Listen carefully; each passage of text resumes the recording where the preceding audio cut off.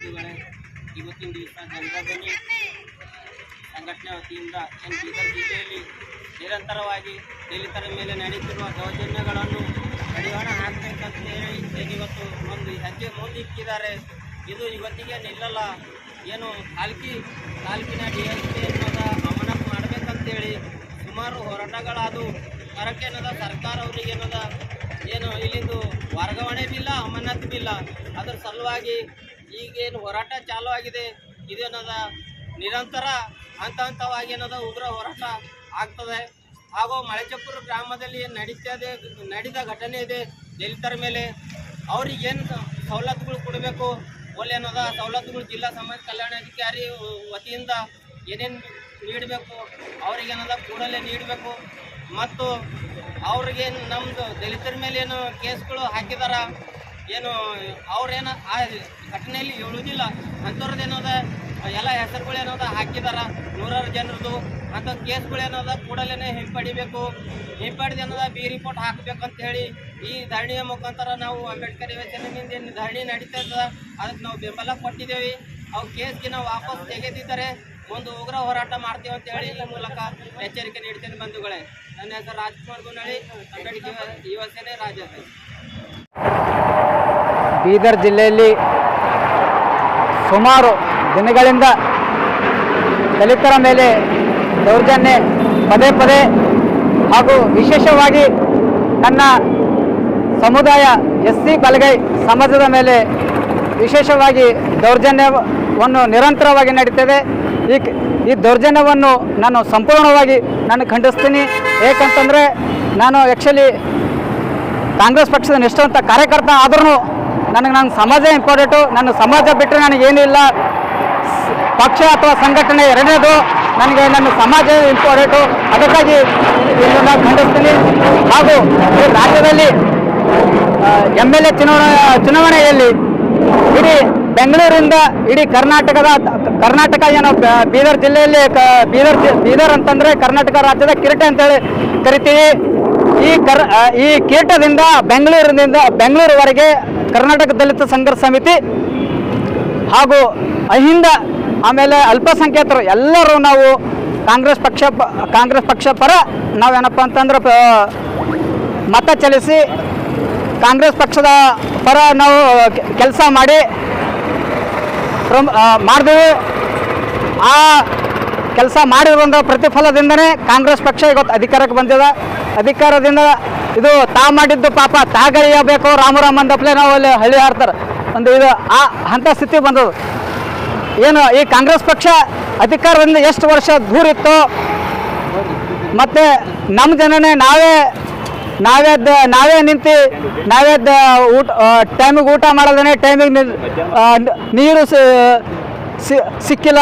ಕೆಲವು ಕಡೆ ಎಲ್ಲೆಲ್ಲ ಕುಂತು ಏನೇನೋ ಮಾಡಿ ಮೀಟಿಂಗ್ ಮಾಡಿ ಏನೇನೋ ಮಾಡಿ ನಾವೇನಪ್ಪ ಅಂದ್ರೆ ಕಾಂಗ್ರೆಸ್ ಪಕ್ಷಕ್ಕೆ ಅಧಿಕಾರಕ್ಕೆ ತಂದಿಂದ ಇದೇನೋ ನಮ್ಮದೇನೋ ಪ್ರತಿಫಲ ಅನ್ನಬೇಕಾ ಏನು ಅನ್ನಬೇಕು? ಇದು ಭಾಳ ನೋವಿನ ಸಂಗತಿ ಅದ. ಇದು ಬೀದರ್ ಜಿಲ್ಲೆಯಲ್ಲಿ ಇದು ಈ ರೀತಿ ನಾವು ನೋಡ ಮಟ್ಟಿಗೆ ಈ ರೀತಿ ದೌರ್ಜನ್ಯ ಆಗ್ತಾ ಇರಲಿಲ್ಲ. ನಾವು ಎಲ್ಲೋ ಕೇಳ್ತಿದ್ದೆವು. ನಾವು ಬೀದರ್ ಜಿಲ್ಲೆಯಲ್ಲಿ ನಾವು ಸುಮಾರು 10-12 ವರ್ಷದಿಂದ ನಾವು ಸಂಘಟನೆ ಮಾಡ್ಕೊತಾ ಬಂದಿದ್ದೆವು.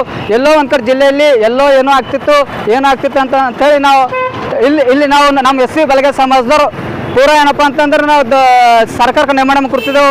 ಆದರೂ ಏನಪ್ಪ ಅಂದ್ರೆ ಈಗ ನಾವೇ ನೇಮಣೆ ಕೊಡುವಂಥ ಪರಿಸ್ಥಿತಿ ನಮ್ಮ ಜಿಲ್ಲೆಯಲ್ಲಿ ಬಂದಿರತಕ್ಕಂಥ ಸ್ಥಿತಿ ಇದು ಭಾಳ ದುರ್ದೈವದ ಸ್ಥಿತಿ ಅದ ಅಂತ ಹೇಳಕ್ಕೆ ಇಷ್ಟಪಡ್ತೀನಿ.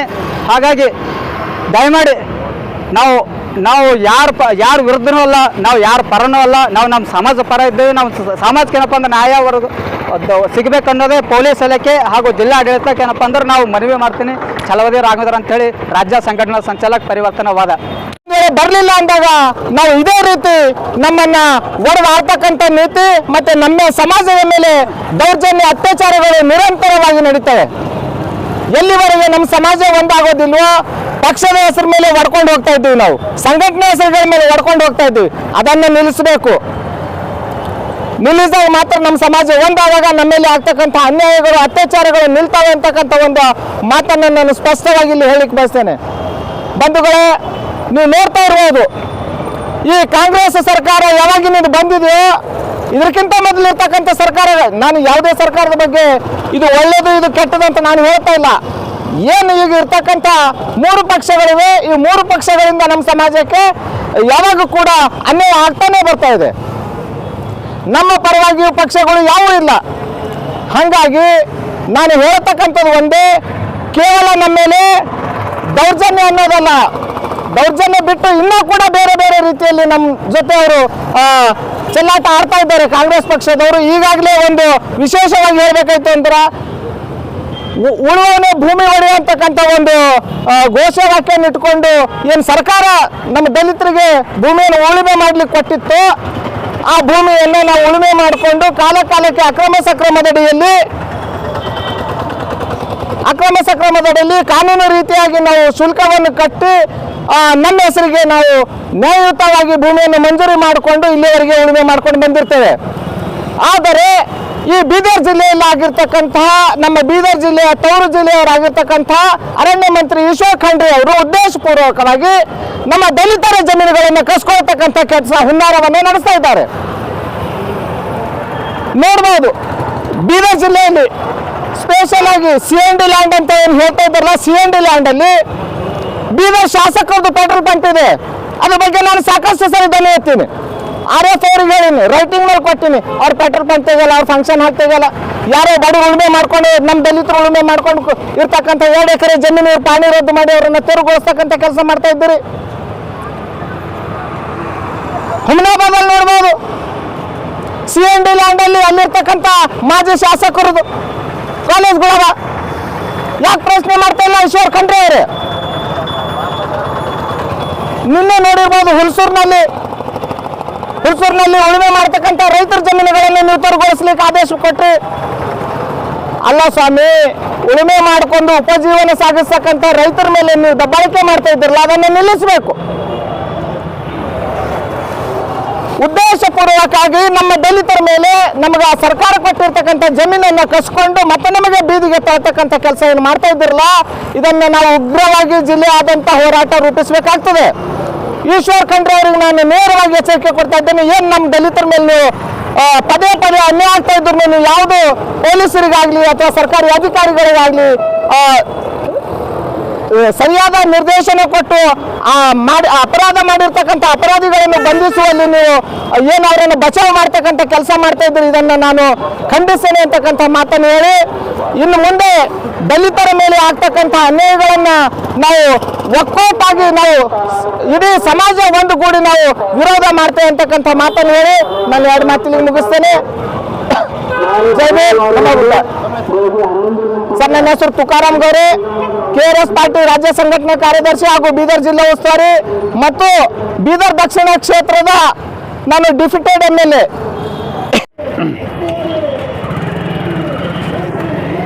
ಬಂಧುಗಳೇ, ಜೈ ಭೀಮ್. ಸೊ ಇವತ್ತಿನ ಇಲ್ಲಿ ನೆರೆದಿರ್ತಕ್ಕಂಥ ಎಲ್ಲ ನನ್ನ ಬಂಧುಗಳಲ್ಲಿ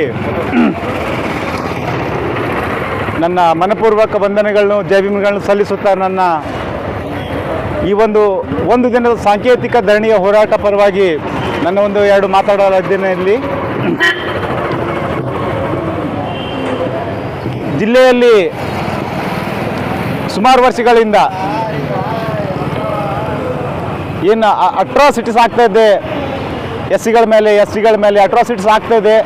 ಆ ಅಟ್ರಾಸಿಟೀಸ್ನ ಸುಮಾರು ಇತ್ತೀಚೆಗೆ ಒಂದು ವರ್ಷದಿಂದ ಸ್ವಲ್ಪ ಜಾಸ್ತಿ ಕೇಸ್ಗಳಾಗ್ತಾ ಇದ್ದಾವೆ.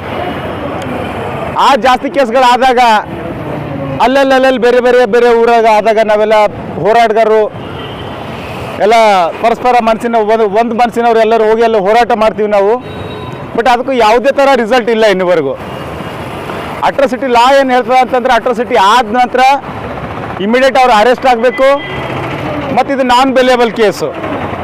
ಮಿನಿಮಮ್ 6 ತಿಂಗಳಂತೂ ಆರೋಪಿಗಳು, ಅಪರಾಧಿಗಳು ಜೈಲಲ್ಲಿ ಇರಬೇಕಿತ್ತು.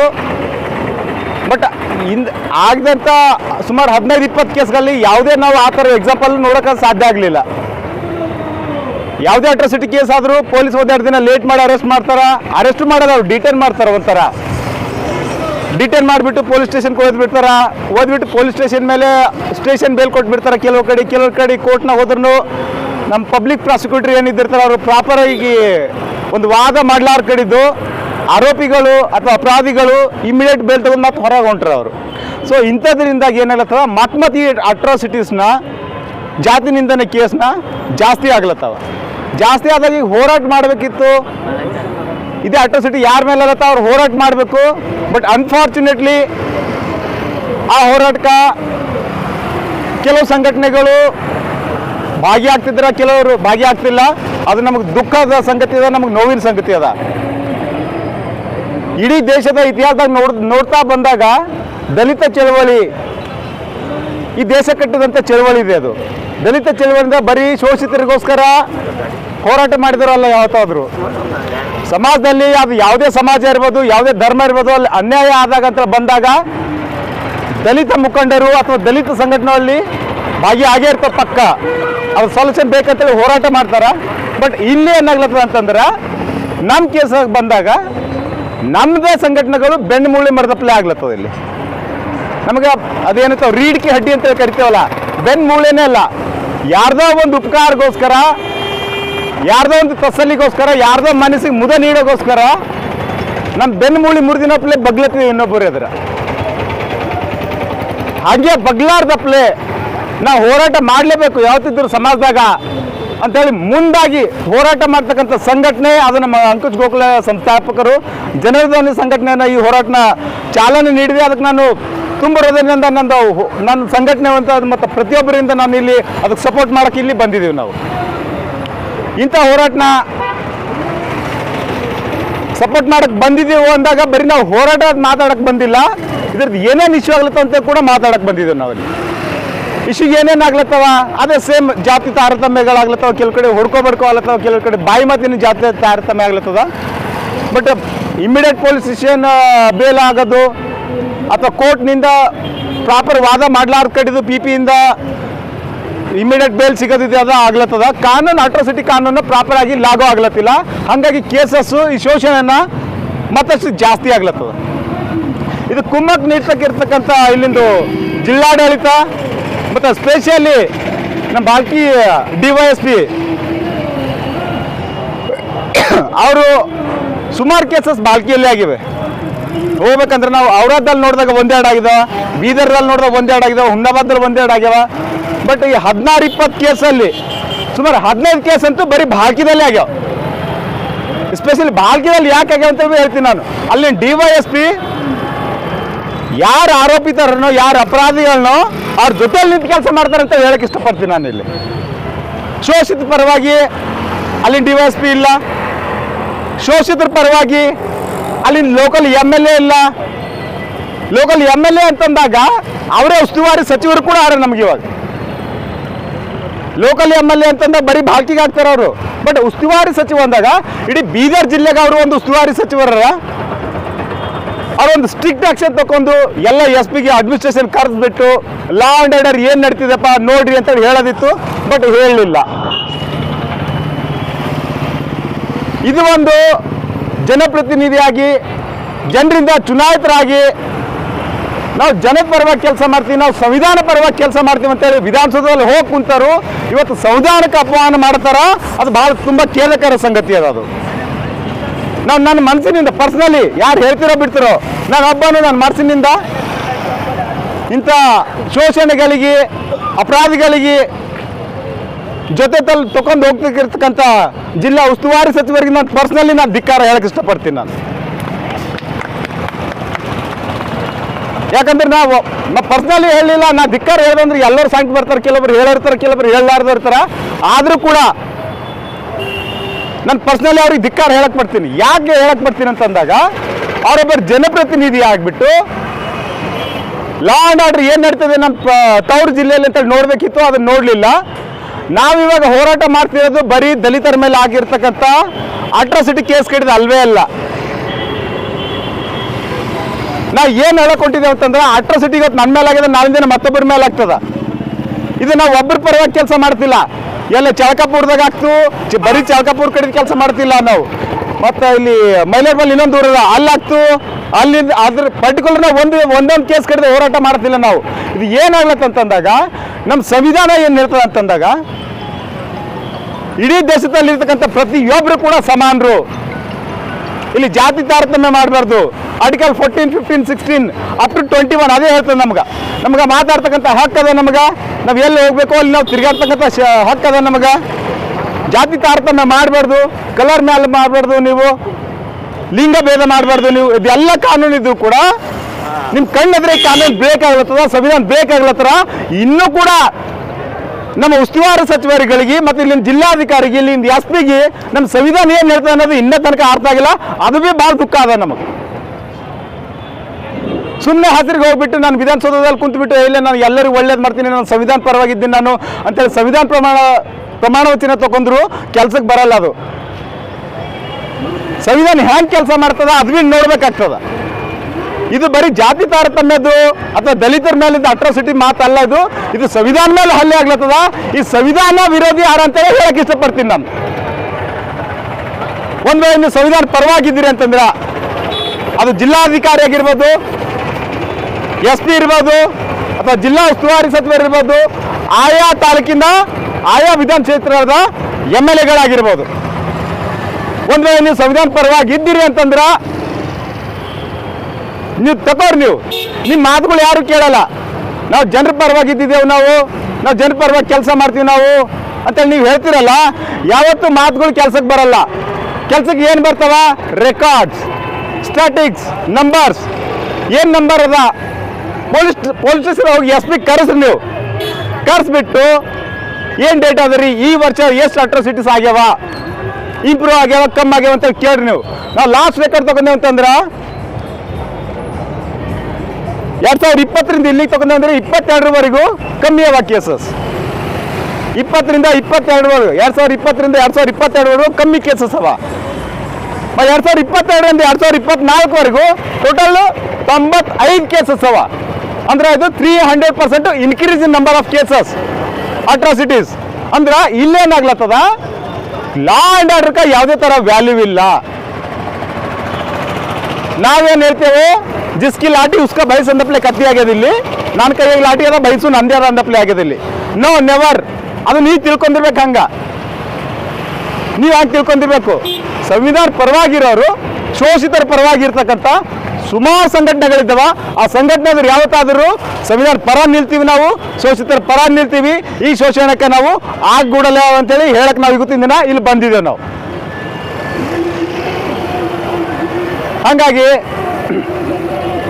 ಸ್ಪೆಷಲಿ ಏನು ಕೇಸಸ್ ನಡ್ತಾವಲ್ಲ, ಆ ಕೇಸಸ್ ಪರವಾಗಿ ಒಂದು ಸ್ಪೆಷಲ್ ಮೀಟಿಂಗ್ ಕರೆದುಬಿಟ್ಟು ಇನ್ನೂ ಬೇಡಿಕೆಗಳಿದ್ದಾವೆ ಮೆಮೊರೇಂಡಬಲ್, ಅದು ಏನೇನೋ ಗೊತ್ತಿಲ್ಲ ನನಗೆ. ಅದು ನನ್ನ ಪರವಾಗಿ ನಾನು ಸ್ಪೆಷಲ್ ಒಂದು ನೀವು ಕಮಿಟಿ ಮಾಡಿಬಿಟ್ಟು ಏನೇನು ಕೇಸ್ ಅದ, ಆ ಕೇಸ್ ಎಷ್ಟು ಇಂಪ್ರೂವ್ ಆಗ್ಯಾವ, ಯಾವ ತಾಲೂಕದಾಗ ಇಂಪ್ರೂವ್ ಆಗ್ಯಾವ, ಯಾಕೆ ಇಂಪ್ರೂವ್ ಆಗ್ಯಾವ, ಇದೆಲ್ಲ ಒಂದು ಮೀಟಿಂಗ್ ಮಾಡಬೇಕು. ಜಿಲ್ಲಾ ಉಸ್ತುವಾರಿ ಸಚಿವರು ಮೀಟಿಂಗ್ ಮಾಡಿಬಿಟ್ಟು SP ರೆಕಾರ್ಡ್ ತಗೊಂಡು DC ಅವ್ರಿಗೆ ಹೇಳ್ಬೇಕು, ನೋಡಪ್ಪ ಈ ಥರ ಲಾ ಆ್ಯಂಡ್ ಆರ್ಡರ್ ಈ ಆಯಾ ತಾಲೂಕಿನಲ್ಲಿ ಈ ಥರ ಆಗಿದೆ ಅಂತೇಳಿ ಹೇಳ್ಬಿಟ್ಟು ಅದನ್ನು ಸ್ವಲ್ಪ ಸರಿಯಾಗಿ ಲಾ ಆ್ಯಂಡ್ ಆರ್ಡರ್ ಮೇಂಟೈನ್ ಮಾಡೋಕ್ಕೆ ಹೇಳಬೇಕು. ಮತ್ತು ಶೋಷಿತ ಪರವಾಗಿ ಇದ್ದೀನಿ ಅಂತೇಳಿ ಹೇಳ್ಬೇಕಂತ ಅವ್ರು ಅಂತ ಏನಾದರೂ ಅನ್ಕೊಳತ್ತಾರೆ ಅಂತಂದ್ರೆ, ಇಲ್ಲಿವರೆಗೆ ಎಷ್ಟು ಕೇಸಸ್ ಆಗ್ಯಾವ, ಎಷ್ಟೇ ಆರೋಪಿಗಳು ಇವತ್ತು ಬೇಲ್ ಮೇಲೆ ಹೊರಗಾರ,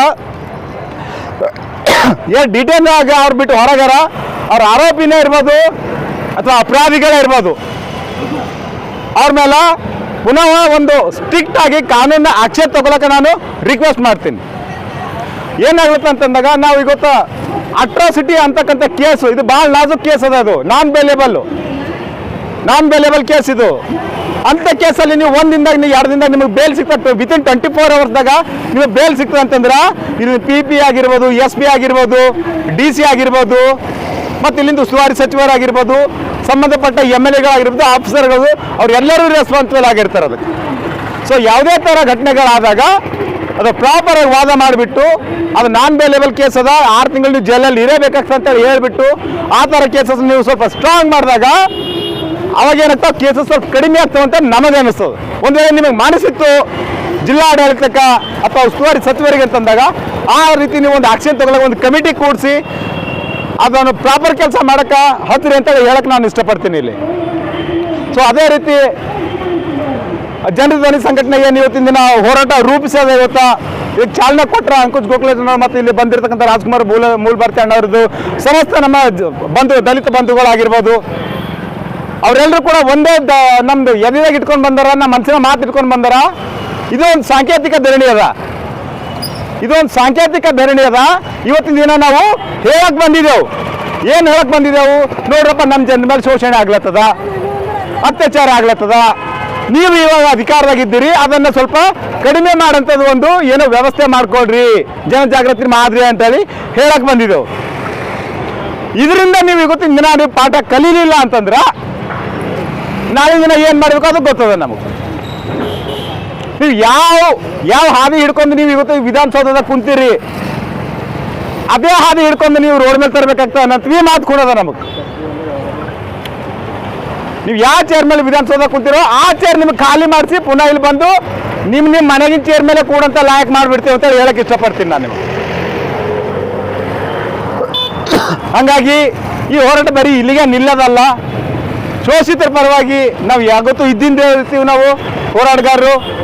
ಆ ಶೋಷಣೆಗಳ ಎಲ್ಲಿವರೆಗೆ ಕಮ್ಮಿ ಆಗಲ್ಲ ಅಲ್ಲಿವರೆಗೆ ನಾವು ಹೋರಾಟ ಮಾಡ್ತಿರ್ತೀವಿ ಅಂತೇಳಿ ಹೇಳಕ್ಕೆ ಇಷ್ಟಪಟ್ಟು ಇಲ್ಲಿವರೆಗೆ ನನ್ನ ಮಾತಾಡ್ಲಿಕ್ಕಂಥ ಪ್ರತಿಯೊಬ್ಬ ನನ್ನ ಬಂಧುಗಳಲ್ಲಿ ಒಂದು ಧನ್ಯವಾದಗಳು ತಿಳಿಸ್ತಾ, ನನಗೆ ಮಾತಾಡೋಕ್ಕೆ ಒಂದು 2 ನಿಮಿಷ ಟೈಮ್ ಕೊಟ್ಟಿರ್ತಕ್ಕಂಥ ಸಮಸ್ತ ಬಂಧುಗಳಿಗೆ ನನ್ನ ಬಂಧುಗಳು ಸಲ್ಲಿಸಿ ಜೈ ಭೀಮ್ ಸಲ್ಲಿಸ್ತೇನೆ. ಜೈ ಭೀಮ್.